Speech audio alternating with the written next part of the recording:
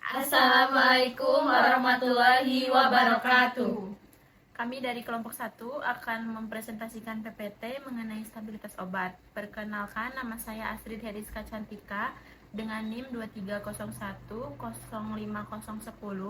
yang akan bertugas sebagai moderator. Adapun anggota kelompok saya yaitu Perkenalkan, nama saya Intan Nurmata Gading dengan NIM 230105038. Dan perkenalkan, nama saya Dita Stefani, NIM saya 230105022. Perkenalkan, nama saya Disa Sendia Zahra dengan NIM 230105021.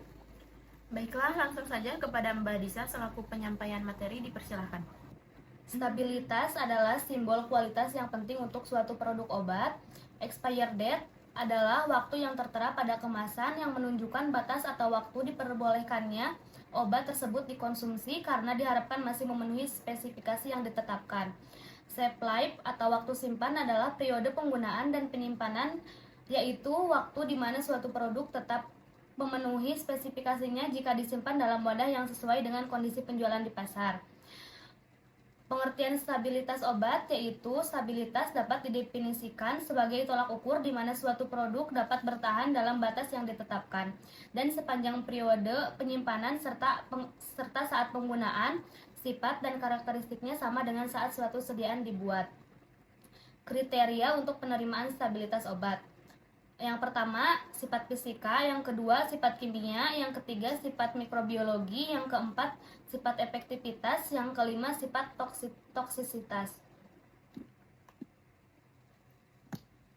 Faktor yang mempengaruhi stabilitas obat. Faktor yang pertama, faktor intrinsik, seperti struktur molekul obat itu sendiri. Faktor yang kedua, faktor lingkungan, seperti suhu, pH, jenis dampar, kekuatan iotonik, cahaya, oksigen, kelembapan, aditif, dan eksipien.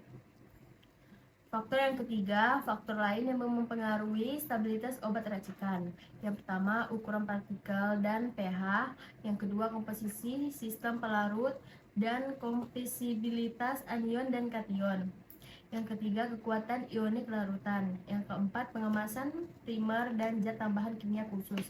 Yang kelima, ikatan molekuler dan diskusi obat dan eksipien. Selanjutnya, akibat ketidakstabilan obat. Yang pertama ada menurunkan bahan kadar aktif, yang kedua hilangnya pembawa sediaan, yang ketiga hilangnya pharmaceutical elegancy, yang keempat hilangnya keseragaman kandungan sediaan, yang kelima menurunkan bioavailabilitas sediaan, yang keenam menghasilkan produk toksik. Uji stabilitas. Yang pertama ada stabilitas jangka panjang. Stabilitas jangka panjang merupakan pengujian yang dilakukan untuk waktu panjang dan sesuai dengan rekomendasi kondisi penyimpanan. Yang kedua, stabilitas dipercepat. Stabilitas dipercepat adalah pengujian dilakukan dengan penyimpanan produk di bawah kondisi yang dapat mempercepat penguraian, umumnya dengan cara peningkatan suhu. Manfaat data stabilitas. Yang pertama, ada pemilihan bahan tambahan dapat ditentukan dengan cepat. Yang kedua, stabilitas sediaan dapat dievaluasi sebelum diedarkan. Yang ketiga, jangka waktu pemasaran dapat diperhitungkan.